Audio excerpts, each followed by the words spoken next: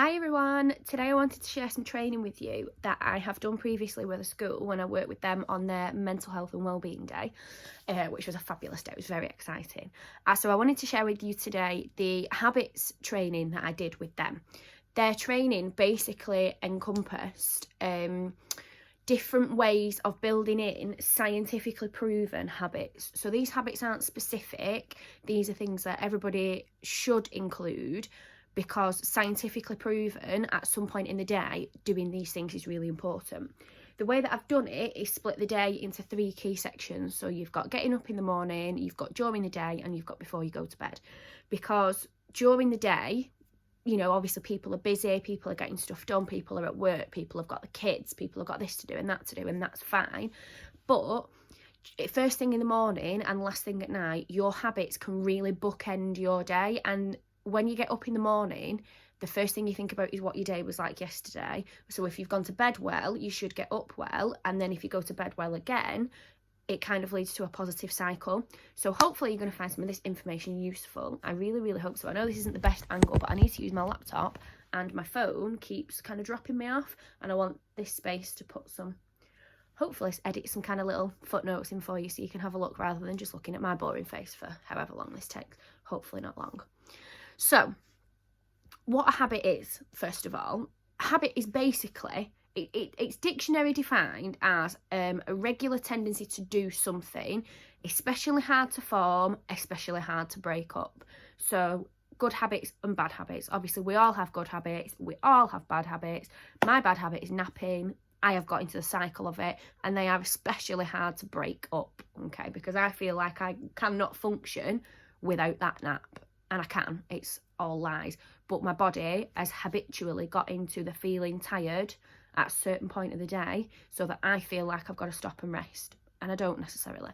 Anyway, people will have different habits and people will view them as good or bad depending on what your kind of upbringing is and what your principles are and what your values are. Your habits are formed based on the way that we view the world. So everybody's habits are different. Everybody does. Obviously, we can all kind of be categorised into somebody who does this, people who do that, procrastinators, this, that, the other, you know. But realistically, everybody might view things slightly differently because, like I said, we all have different underlying principles. The way that I explain it to children, and I still think it's a useful analogy regardless, is it's a little bit like being a tree. So if you have a look at a tree, you've got the roots.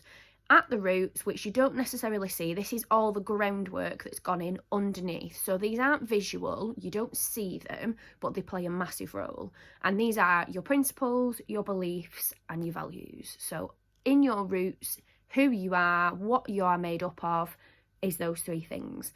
And you cannot change those. They come from your cultural influences, they come from your family influences, they come from your environmental influences, your upbringing, the way that you see things and how you personalise yourself as you get older and you get more aware, and they cannot be changed.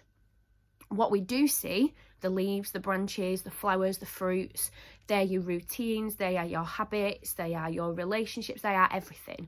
So your habits come from the roots of your principles, and that's what we see. Everything that we don't see has a massive impact on what we do see. So your roots have a massive impact on your leaves, okay? So that's the way I always explain it to children, because it kind of gets them to understand that your habits do come from somewhere. They're not just little things that you do. Actually, if you look back at your habits and you study them and you want to really kind of work out where they come from, you'll probably find it leads back to either it's something that your parents did, or it's something that you do to do with a religion or a culture or a family tradition or something like that. They've not just come from nowhere. It's about being aware of that and thinking about that. So Aristotle quoted however long ago as Aristotle was alive, that basically we are what we repeatedly do. So we are spontaneous, but actually we're made up of what we repeatedly do. So what he tried to imply was excellence was a habit rather than just something that you do. So you're not necessarily just excellent once. You might be, it's probably a fluke. If you want to be excellent permanently, you've got to do things habitually. You've got to be habitually excellent to be excellent all the time. So it's got to come from within you, and it's got to happen a lot, and it's got to be consistent, basically. So your three times of the day. You've got in the morning when you're getting up, during the day, and in the evening. These are scientifically proven habits to work, and I'll explain the reasoning and the science behind some of them. And hopefully you'll be able to use these quite practically, and that way you know that you've got some good habits into your day, and then you can start like fine-tuning more personalised ones to you. So first thing in the morning, making the bed. Doesn't sound like a big deal, but it is. If you get up in the morning and think, oh my goodness, I have got loads to do, I've got to do this, I've got to do this, I've got to do that, I've got to do that, this has got to happen, that's got to happen. By making the bed, you're telling your brain you've kind of subliminally already ticked something off your to-do list. So you're going, tick, made the bed, straight away.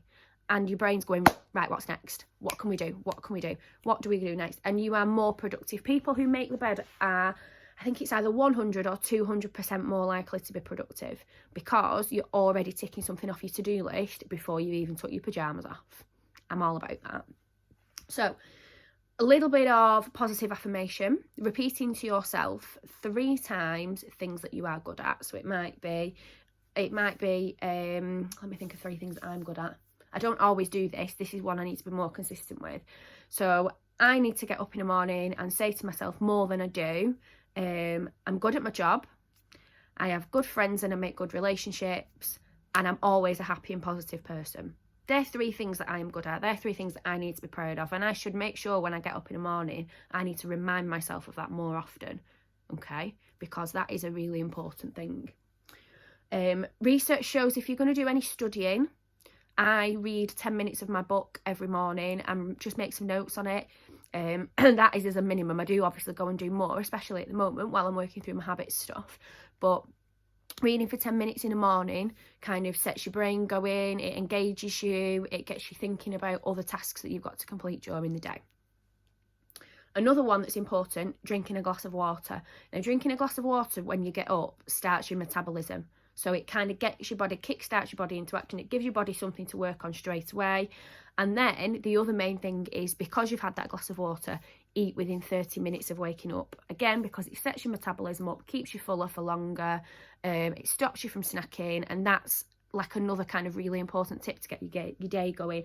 I know that I am a stickler for snacking, but if I get up in the morning and I have a glass of water, and then the first thing I do is go and make my breakfast and eat it, I know that I'm going to have a good day food-wise, and I'm not going to be kind of craving and snacking as much as I normally would. So they are important ones. Another thing that I like to do in the morning, just kind of because it is a habit now, I have my planner with all my, this is what I'm doing, and because that kind of gets filled out a bit ad hoc and as and when, I always put that into an order in my phone. So on my phone, I use my little your little tick list, to-do list thingy, and I just put in what from there, but in the order that I'm going to do them in. So my day's set out then. With working from home and kind of having my own self-directed time, that is super important for me, because what I do if I don't is I sit and either procrastinate or I sit going, right, what am I going to do next? So I get up in the morning and do that first, and then I know then what my day is going to look like and I can get on with it. So that's a good one, especially if you've got lots of self-directed time. Okay, once you get to school, once you get to work, once you're doing whatever you're doing during the day, once you're out the house and you're on your way, or if you're in the house, I have to kind of go downstairs and get into work mode, because it's like, right, that's it now, I am at work, I am getting on. Once you've got wherever you need to go, it's about being positive and finding positive people to talk to. You can sit in a room, and I've done this in the staff room in any of the schools that I've worked in, and you can point round and look at who the negative people are. So you can sit there and go, not going to talk to you because you're not going to bring me anything. You're really negative, I want to stay away from you. And you can see the people who have the same conversations every day about the weather, about how long it's took them to get to work, about the fact that they've got so much to do, about the fact that the photocopier's broke, it's raining, the kids have had sausages for dinner. It's a really, really kind of obvious thing once you become aware to it. But it's also very, very easy to fall into that conversation pattern with them and start going, oh, they're going to be a nightmare this afternoon, and oh, this is going to happen, and I know it took me ages to get here this morning, I bet it takes me ages to get home as well. Look at the weather, it's pouring down, I've got to walk the dog tonight, I'm not going to get that done now, I needed to do this, I needed to wash the car, I've got so much to do. And it's so easy to get into that pattern with them. Honestly, I do it all the time, and then I have to kind of snap myself out of it and go, what are you doing? Why are you conforming to this negative pattern? And this is, if there are no positive people, be the positive person, be the breath of fresh air. So many times people say to me, you are such a breath of fresh air, because I see that pattern and I go, now we're stopping this. This isn't happening. And you've got to be that positive person. If there's not somebody there, you have to do it. If there is somebody there, latch onto them and kind of work on people together. But if there isn't anybody, you're going to have to be the person that splits those negative conversation patterns and splits that negative energy up and just tries to be more positive. Obviously, there's a difference between being rose-tinted glasses and being realistic. But now that I've said it, hopefully you will start to notice the people who are permanently negative around you. And you've got to spend as little time with those people as possible. As little time as possible. Because they're just going to keep nipping back to that same old cycle, and you've got to break away from it, because otherwise you'll end up doing it as well. That's a big one. Got off my high horse about that now. Anyway, laughing, really, really important. Releases loads of chemicals and endorphins in your brain. Just keeps you happy. And another one on that note is exercise. Exercise is really important. For children, they recommend a minimum of 20 minutes actually physically running round. Obviously, adults, it's more. So as long as, exercise has got to be a daily part of your routine. If possible, particularly on days like today when I'm at home, except for the fact that it's pouring down, it might actually be snowing at the moment, I try and walk wherever I need to go. So if I need to post something at the post office, if I need to nip to the shop, if I've got to go and drop something off, if I'm taking my catalogues to people, I try and walk where possible. Because even just walking, that fresh air and the chemicals that your brain releases when your heart is pumping that little bit faster are so, so important. They really, really do get you in a good mood. So another really important one. If there's sunshine, there was some sunshine before. I had a lovely view out the window. It was gorgeously sunny. I thought, it'll light me up. I don't need any of this fake lighting business. Anyway, short-lived, it's cloudy now, and I am pretty sure that it's raining. Cracking. And another really nice one is do something good for somebody else. Now, at the school that I'm based at the moment, we have what I call RAC fairies, so random acts of kindness fairies. So each of us has another little person that we just kind of keep an eye on and see how they're doing, or just randomly give treats every so often because they deserve it. And that's a really important thing. I'd kind of not really thought too much about that until I got to the school and they started doing that, and I thought, oh my gosh, that is amazing. What a really cool idea. Where possible, do something nice for somebody, even if it's just you're in Morrison's and there's an old lady struggling to put a trolley away. Go and do it for her. Or so just somebody needs something and you see it in the moment and you think, oh no, I won't get involved. Just go over and make that person's day a little bit easier. Do you know what? If they come back with you, oh, I don't need your help, and what do you think they're playing at? Just walk away, because again, they're that negative person in that negative cycle. And some people, doesn't matter, like you could be the nicest person on God's green earth, they wouldn't be interested. So don't let any negative situations, if that does arise, because I've done it before where I've gone to pick something up for somebody and they're like, I can manage. Okay, but I was just being nice. You don't have to manage. I can help. No? Okay, you carry on. Leave you to it, love. And you've just got to kind of walk away and think, all right, well, I tried to do something nice. There's no skin off my nose if you don't want my help. Gets me to where I need to be a bit faster. Well, that's a really, really important one to kind of fit in at some point during your day, because it helps kind of pass that positivity on. Okay, once you get home, so as you're kind of getting in for the evening or whatever time it is, as you're working your way back towards the end of your day, it's things like spending time with people, spending time with pets, half an hour at least doing a hobby, at least half an hour doing something that you enjoy. I know I don't do that. I cram all my hobbies in at the weekend for a few hours because I don't make time during the week, and I know that I should. I have actually I am a big gamer, and I have actually put gaming on my daily habits now because I don't wind down enough. And that is something that so many people are guilty of because they think they just haven't got time. But actually, just setting even 20 minutes aside a day for you is so, so, so beneficial. You will feel 110% better for it. I promise you that. That's not even science. That's just fact. That setting some you time aside is good for you. It's that simple. Another thing, so this is kind of more towards as you're getting ready for bed. At the moment, I'm doing a course on mindfulness. I'm going to bring you some more of that as I've got more of that. I'm still on the first module, but it already is amazing. I'm hooked. So I'll do some more on mindfulness, but before you go to bed, these are things that are kind of similar to that, I suppose. Really, really helpful. Deep breathing for 2 minutes, because it's a really important one, because when you get in bed, I know I do this. I've got like, right, tomorrow's this happening. Right, I've got to get up at this time. This, I've got to remember to do this. Such a body I need to ring. I've got to text them. I've had an email off them. I've got to sort that out for this person, that out for that person. You spin so many plates that I get in bed and I'm like, oh my God, I've got all this to do tomorrow. I feel a little bit stressed about it. And actually, the best thing you can do is just take 2 deep breaths and go, right, I've done today. Hopefully you've written a to-do list and your diary and this is what I've got to achieve tomorrow. That's another thing I always do before I even get in bed and before I even get ready for bed is that. And then you can kind of go, right, I'm done now. So you've got your deep breathing and then it's getting in bed. It's like, right, this is it. End of the day. I'm always saying to myself 3 things that I'm really, really grateful for. So last night when I got in bed, I was really grateful that the wind had died down, because hopefully next door satellite wasn't going to keep me awake all night, which it didn't. I was really, really grateful for a gorgeous tutoring session with one of my clients. She's just amazing. Just love her. And I was really, really grateful that I could come home at a reasonable time. Mum and I had a proper tea and we just sat on the sofa and just chatted for a little bit. It was really, really lovely. Don't get to do that enough. So that was something I was really grateful for yesterday. But they aren't like massive, massive things. You know, I didn't win the lottery. That's not something I would be grateful for, obviously. But it's about finding the little positives in the day. So I'm going to bed thinking, right, I've got everything as ready as I can for the next day. These are really good things that have happened to me today.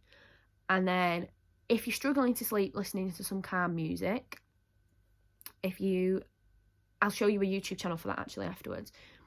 If you've got a phone or an iPad or anything, putting it to one side, screen time, white light from, well, kind of UV light, I suppose, from like laptops and iPads and things, that can kind of disturb your eyes for half an hour after you stop looking at it. So if you put your iPad down, your brain can be buzzing for another half an hour, really. So if you're getting in bed at 11 and literally putting your phone down and going, right, I'm going to bed now, it's not necessarily going to happen for you straight away unless you're exhausted, because your brain's still going and your eyes are still going and still sending messages, and your body's getting confused because of all the UV light. So you've got to do your best to put your phone down or whatever for a good half an hour before you actually go to sleep. If you can see the stars, look up at them. I don't shut my blind at night, believe it or not, because I actually love lying in bed and looking at the stars and just kind of looking at what's going on. I don't get to see them very often at the minute. It's really cloudy. But when you do, oh my goodness, is it the most humbling thing you have ever done? Just lying there and thinking, this place is so much bigger than just me. Like, honestly, it is really, really kind of humbling when you do it. And you need to get between 6 and 8 hours. You really do. I've just realised that I'm the slide that I'm looking at says 10 because I'm thinking it's still for the kids. I'd love 10 hours sleep a night. Children do need 10 hours sleep a night. I'll settle for 8. Any less than 8 and I do get a little bit cranky during the day, I must be honest.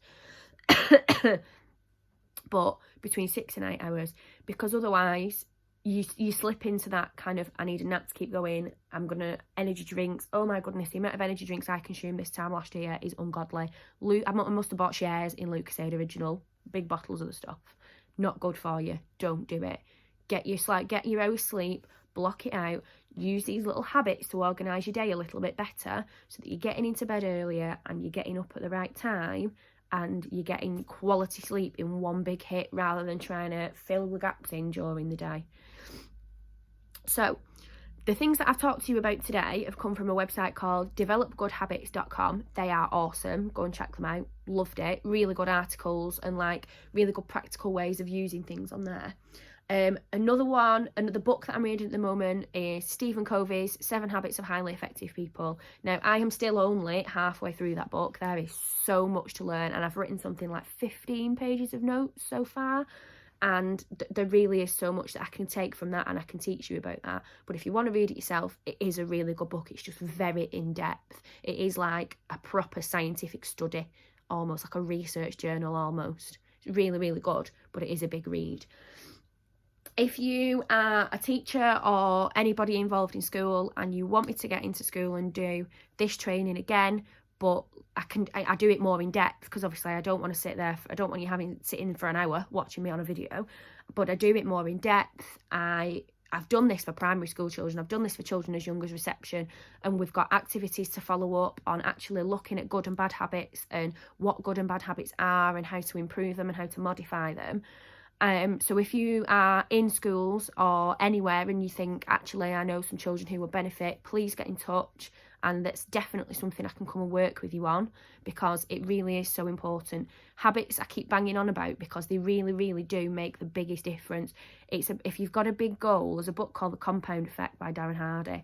And if you've got a goal, the biggest thing you can do is split it into little chunks. And success and excellence isn't just done it, it's chipping away at it all the time. So hopefully you found these habits useful, because they are things that you can do every day to chip away at an end goal and to just generally improve your daily mood, your daily routines, your daily life. These are things that we do incredibly subconsciously, so it's about kind of tapping into that a little bit and making sure that you are doing the right things for your body and for yourself, and keeping yourself mentally and physically well. It's so important. I always say you cannot pour from an empty cup. I say that to people all the time. In fact, I said it to somebody about an hour ago on Messenger. You cannot pour from an empty cup. If your cup is running on empty, there is no way on this earth that you can turn up at work and do a good job, especially if you're in the education profession, because you've got to be the world's greatest actress in that profession, let me tell you, because you've got to have a game face on for the kids all the time. But any profession, any job, anything you've got to do, you cannot do it if you're not running at 100%. You can't give 100% if you've not got 100%. You cannot pour from an empty cup. So hopefully these little things will give you some insight into how to improve your habits. But follow my socials, get in touch if you've got any requests, especially if you want me to come and do some training. We can discuss that. That is not a problem at all.